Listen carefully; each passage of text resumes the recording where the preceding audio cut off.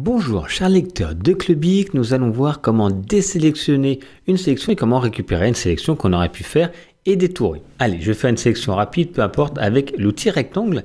Ici, je ne veux plus de cette sélection parce que ça me gêne par la suite. Je peux faire deux manipulations pour désélectionner. Soit tout simplement, je vais dans Sélection, désélectionner ou je regarde le raccourci clavier. Moi, je suis sur Mac, c'est Commande D. Et sinon sur PC, c'est CTRL D. Si je clique ici, ça a bien désélectionné.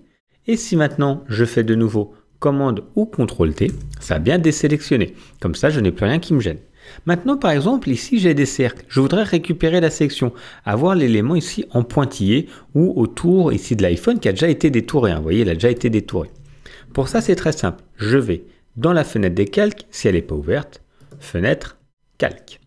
Je vais sur l'élément que je veux ici détourer, récupérer la sélection. Je vais sur la petite vignette, c'est le petit symbole.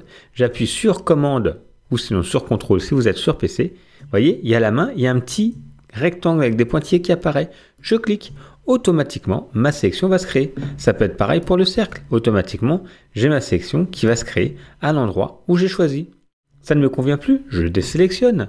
Commande ou CTRL D.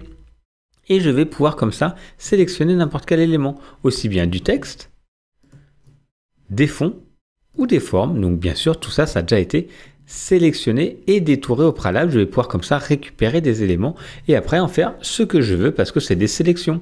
Si je suis sur le même calque, je vais travailler sur ce calque.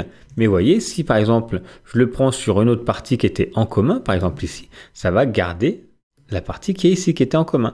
Donc je vais pouvoir comme ça récupérer des sélections par rapport à des formes détourées au préalable. Désélectionner, sélection, désélectionner.